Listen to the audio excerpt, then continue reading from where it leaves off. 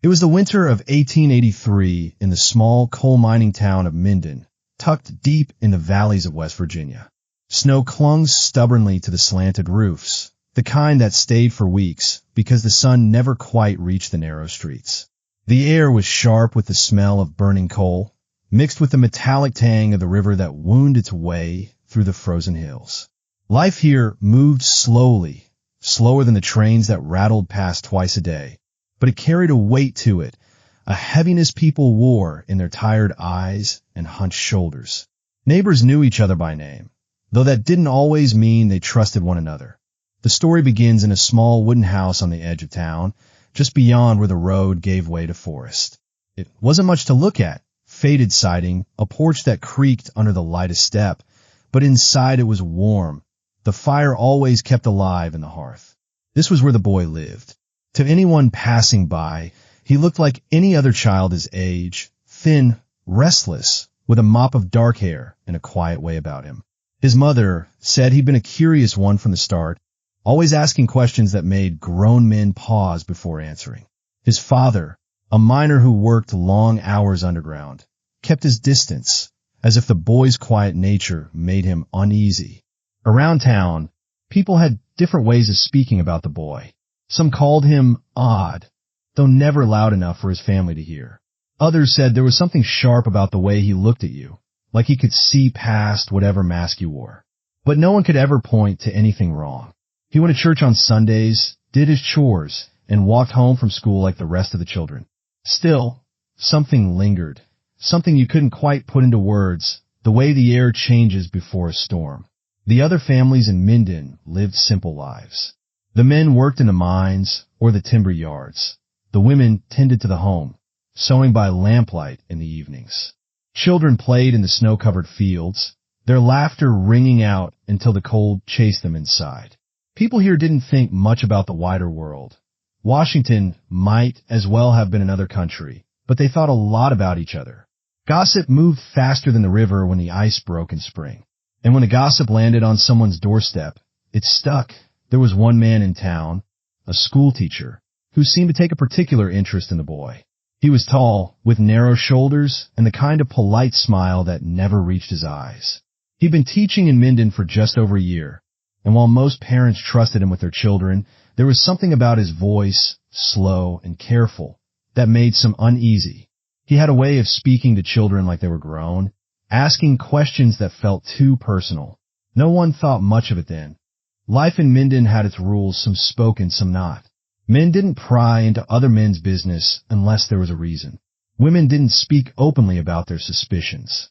And children, well, children were expected to keep quiet and do as they were told.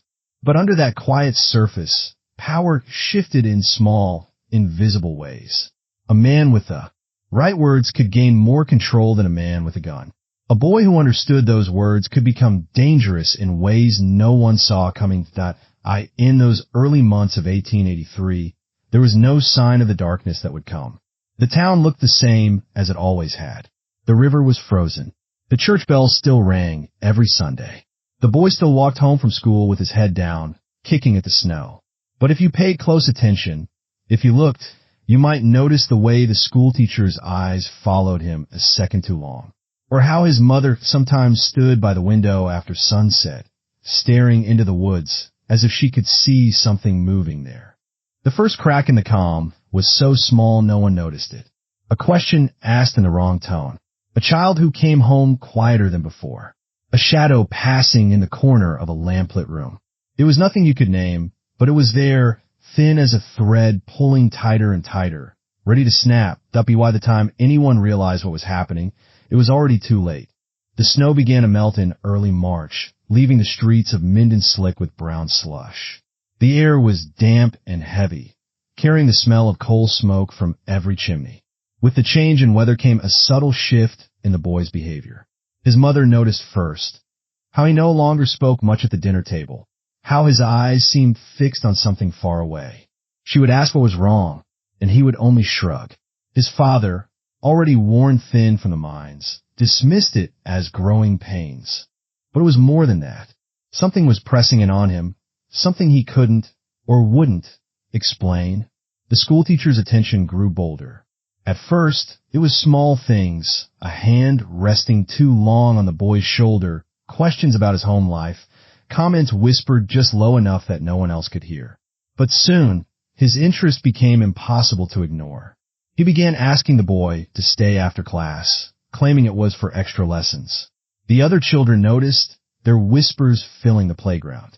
In a town as small as Minden, whispers had a way of finding their way to parents. But when they reached the boy's mother, she chose to believe the teacher meant no harm. Tension built quietly, fed by the isolation of small-town life. The boy's father, burdened by debts he could never repay, began taking extra shifts at the mine, leaving before dawn and returning long after dark. The strain hollowed him out, leaving little patience for anything at home. When he did speak to his son, it was sharp and short, as if the boy had done something to shame him. The truth was simpler. His father didn't know how to handle a son he didn't understand. AT school. The teacher's influence deepened. He began to pit the boy against the other children, praising him in ways that made the rest feel small and scolding them for not measuring up. It made the boy an outsider among his peers, and that isolation tethered him closer to the teacher. It was a kind of manipulation that worked slowly, like water wearing away stone.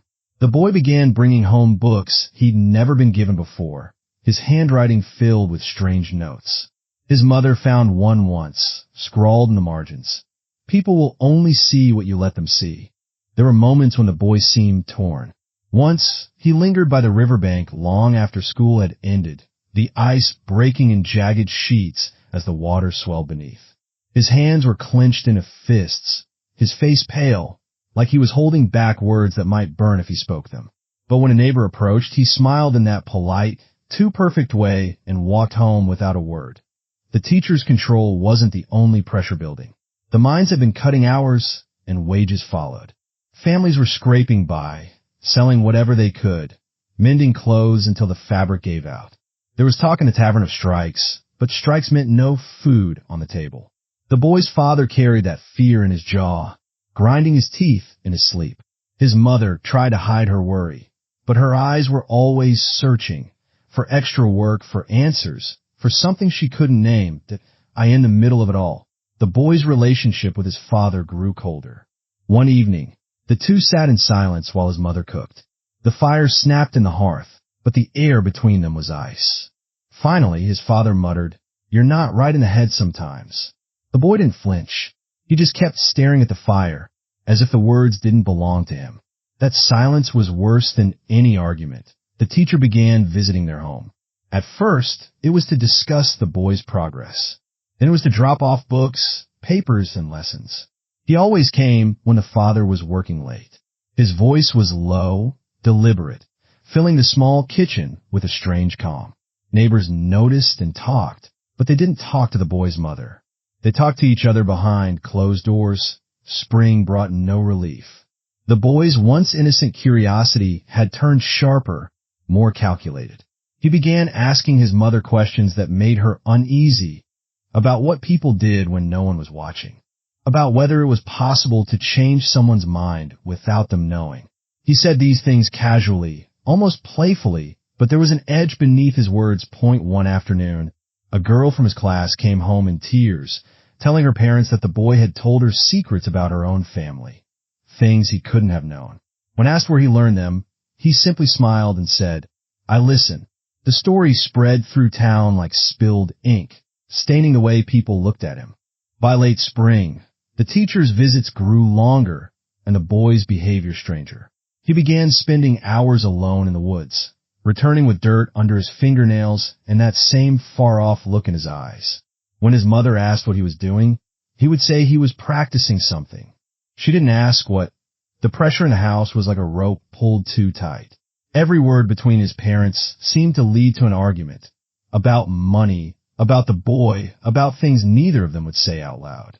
The boy watched it all with a quiet intensity, storing it away like pieces of a puzzle only he knew how to solve. There was a night, just before the rains came, when the teacher and the boy were seen walking together after dark. They didn't notice the man watching them from across the street. The teacher's hand was on the boy's shoulder, and the boy was looking up at him with an expression that was neither fear nor trust, but something in between, something far more dangerous. Whatever was building between them, it was no longer hidden. It was moving towards something inevitable, and the whole town seemed to feel it, even if no one could say what it was. The air was thick with it, this quiet, creeping sense that the ground beneath Minden was about to give way to it. Was the first week of June when the air in Minden grew heavy and restless, the kind of thick heat that made tempers short and movements slow. The sky hung low with dark clouds, and the streets felt emptier than usual. That night, the rain didn't come, but something else did. The boy had stayed late at school again. By now, no one questioned it. The excuse was always the same: extra lessons, special projects, a teacher who believed he could do more than the other children. But this time, when the sun dipped behind the hills, the teacher didn't send him home. They stayed in the classroom long after the other flew. Steps had faded, the only light coming from a single oil lamp on the desk. The shadows stretched long across the wooden floorboards, twisting with every flicker of the flame. The boy sat quietly, his hands folded in his lap, his eyes fixed on the desk. The teacher spoke in that slow, deliberate tone, but there was a sharpness in it now, a kind of urgency. He leaned closer, his voice low. Whatever he was saying made the boy's hands tighten, his shoulders go stiff. The boy didn't answer. The silence stretched so thin it felt like it might split the room in two. Then something broke. Maybe a word said too harshly. Maybe a truth finally spoken aloud. The boy's chair scraped loudly against the floor as he stood. His breath came quick, and for the first time, he looked the teacher straight in the eye without flinching. There was no fear there now, only something colder. The next moments happened fast, too fast to fully understand. A hand reached out, whether to restrain or to comfort, no one would ever know. The boy stepped back, his heel catching on the edge of the desk. The lamp tipped, spilling oil across the wood, and in a flash the flame leapt, hissing as it caught. The smell of burning oil filled the room. Panic flickered across the teacher's face as he moved to stamp it out, but the boy didn't move to help. He was watching, his chest rising and falling, his eyes locked on the man as if waiting for something. The teacher turned back to him, his voice sharp now, but it was too late. In that charged, breathless space, the boy's hand found the heavy metal ruler on the desk. It wasn't large, but it was enough. The first strike was fast, almost clumsy, but it landed hard. The sound, a dull, sickening crack, echoed in the small room. The teacher staggered, confusion flashing in his eyes before pain took over. He reached out again, but the boy stepped forward this time, not back. There was no shouting, no wild struggle. Only the harsh rhythm of metal against bone, the muffled gasps of someone realizing they were losing. The flame from the lamp sputtered but didn't go out, casting the scene in a strange, trembling light. When the noise stopped, the room felt impossibly still. The boy stood over him, breathing hard, his knuckles white around the ruler. His eyes weren't wild. They were steady, almost too steady, as if this had been waiting inside him for a long time. He dropped the ruler. The clang of metal against was startling in the silence. For a long moment, he just stood there, staring at what he'd done. Then the smell of smoke pulled him back. The oil on the desk still burned in small, curling flames, and the fire was creeping along the papers, reaching for the books stacked nearby. The boy's eyes darted to the door, then to the body. He moved quickly now, dragging the man's legs, so he was half hidden behind the teacher's desk. His breathing was shallow, his movements mechanical. He grabbed the oil lamp and threw it to the floor. The glass shattered, flames licking higher as the oil spread. The smoke thickened, biting at his throat. He turned and ran, his footsteps echoing down the empty hallway. Outside, the air was cool against his face, and the sky was split with distant lightning. He didn't look back. The glow of fire through the schoolhouse windows grew brighter, and within minutes, the bell in the steeple began to ring, a warning, a call for help. But the boy was already disappearing into the woods, swallowed by the darkness between the trees. Back in the building, the flames climbed fast, feeding on dry wood and paper. By the time men from the town arrived with buckets, the smoke was pouring from the windows, the heat forcing them back. They shouted for the teacher, but no voice answered. The boy's mother would later say she found him at home, sitting quietly at the kitchen table, his hands folded just as they'd been in the classroom hours earlier. His clothes smelled faintly of smoke, but when she asked where he'd been, he said only school ran late. His voice was calm, too calm, and something in her stomach turned to stone. That night, as the town gathered outside the smoldering ruins, the truth was hidden in plain sight. The fire was called an accident, a tragedy. No one spoke of the boy who left the school before it burned. No one saw the look in his eyes when he watched the flames take the building, the faint reflection of orange dancing there like it belonged to him. The fire at the schoolhouse burned deep into the night, its embers glowing faintly against the black sky long after the last flames had died. By morning, all that remained was a blackened shell, the smell of smoke still clinging to the air. The townspeople gathered in small clusters along the road, speaking in low voices. Some shook their heads in sorrow, others in disbelief. The teacher had been well regarded by most, though not well loved, and the sudden violence of his death unsettled the town in a way no one wanted to admit. For the boy, the morning passed in silence. He sat at the kitchen table, turning a cup in his hands, while his mother moved mechanically around him, her face pale and drawn. She asked no questions, though her eyes lingered on him longer than before, as if she were searching for something she didn't want to find. His father returned from the mine early, his boots tracking mud across the floor. He said little on, that the whole town was talking. The boy watched him from the corner of his eye, but neither spoke of the fire. Rumors began almost at once. Some claimed the teacher had been trapped in the blaze while trying to save important papers. Others whispered darker things, that he had enemies, that there had been bad blood with certain parents. No one mentioned the boy's name, but there were glances in his direction when he passed on the street. They were brief, but sharp enough to feel. The local sheriff announced that the fire was likely an accident caused by an overturned oil lamp. He spoke with certainty, but the edge in his voice suggested he was eager to close the matter quickly. The loss of the schoolhouse was bad enough. The thought of something worse, something intentional, was a shadow the town couldn't bear to entertain. For the boy's mother, the days that followed were heavy with unspoken dread. At night, she lay awake listening for sounds from his room, half expecting him to cry out or confess to something she already feared. But he never did. He moved through the days as if nothing had happened, though there was a quiet alertness in his eyes, as if he were listening for a question that hadn't yet been asked. His father dealt with it differently. He avoided looking at the boy for long, speaking to him only when necessary. When they did meet eyes, there was something guarded there, a mix of suspicion and unwillingness to face it. He drank more in the evenings, sitting by the fire in a silence that pressed down on the whole house. In town, the loss of the teacher brought unexpected changes. Without him, the children were sent home for weeks until a replacement could be found. Some parents welcomed the break, while others worried about their children falling behind. Still, no one pushed too hard for answers about the fire. Tragedy was easier to bear when it was wrapped in simple explanations, but there were a few who couldn't let it rest.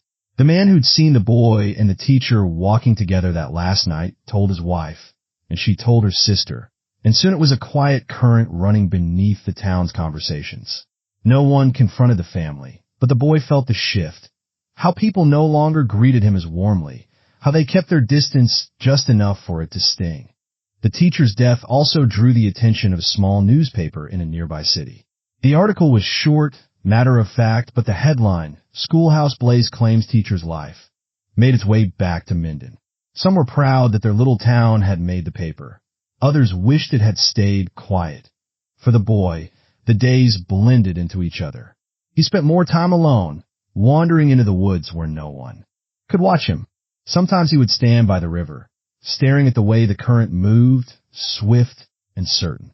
His mother began to worry about where he went, but she never followed. She wasn't sure she wanted to know. When the new schoolteacher finally arrived, a stern woman with sharp eyes and little patience, the boy kept to himself, answering questions only when asked. She seemed to sense something in him, but she never said what. The other children stayed wary of him.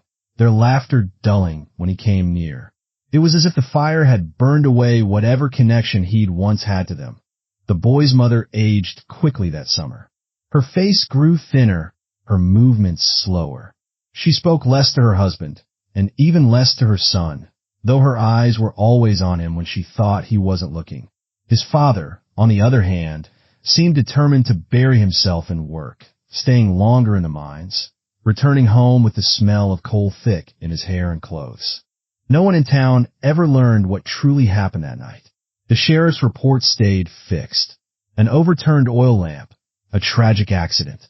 But in the quiet moments, in the hush before the church service began, in the pauses between conversations at the general store, there was a shared unease, an unspoken agreement not to dig too deep. The boy lived with it, carrying the weight in silence.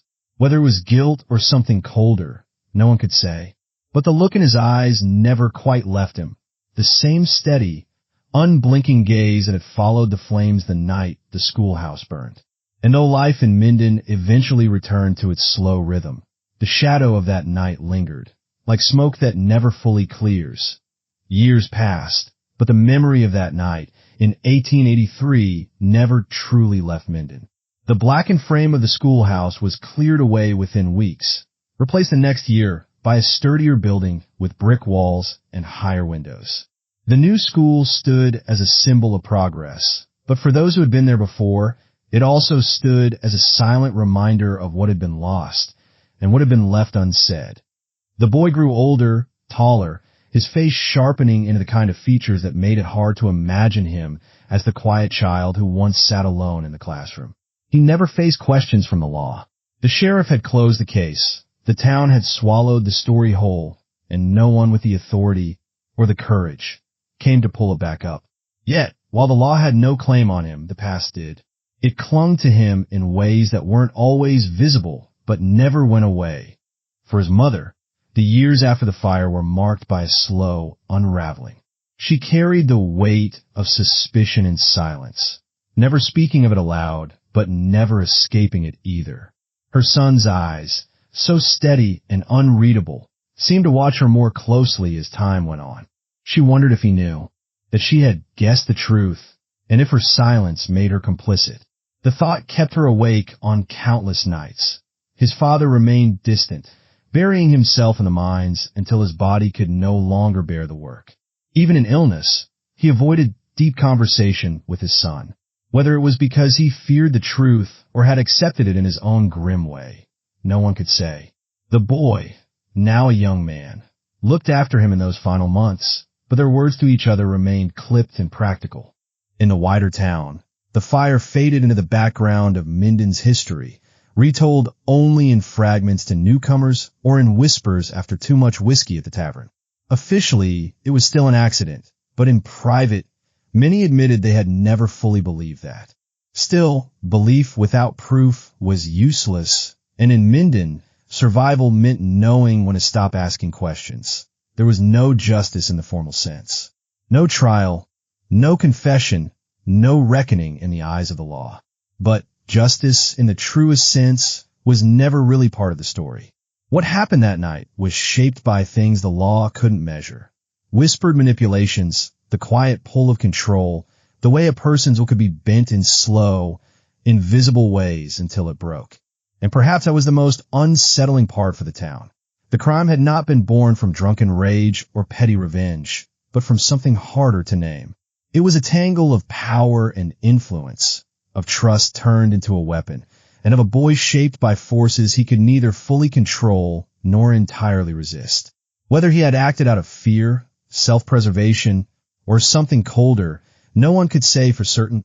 In the years after, the young man left Minden. He worked in other towns, kept mostly to himself, and never stayed long enough for people to know him well. Those who did cross his path often remarked on his composure, how nothing seemed to shake him, how his gaze could linger in a way that made you wonder what he saw. For the town, the fire and the death of the teacher left a quieter but lasting legacy. Parents became more watchful of who spent time with their children. Teachers were held to closer scrutiny, not just for the lessons they taught, but for the influence they carried. There was a slow but noticeable shift in how the community balanced trust and vigilance, though whether it was enough to prevent another tragedy, no one could say. Looking back, the story was not just about a boy and a teacher or a fire in a small schoolhouse. It was about the ways power can move unseen, about the fragile trust that holds communities together, and about how easily that trust can be twisted. It was about morality, not in the neat, black and white way that sermons and law books like to frame it, but in the messy, uncertain way it plays out in real life, where good and bad are often tangled so tightly you can't tell them apart. The crime had left no confession, no clear answers. It had left only people, changed, marked, and in some cases broken, trying to carry on in its shadow. It had shown, in the quietest and most unsettling way, that justice is not always about the truth coming to light. Sometimes it is about what people choose to believe and what they choose to let disappear into silence. And so, the boy science couldn't explain became the man no one could fully understand. His story, like the fire, left behind no clean lines, only scorched edges. The people of Minden never knew for certain what had happened that night, but they carried the unease of it in their bones, long after the school was rebuilt and the boy was gone. Some called it a tragedy. Others called it survival. Most simply called it the way things were.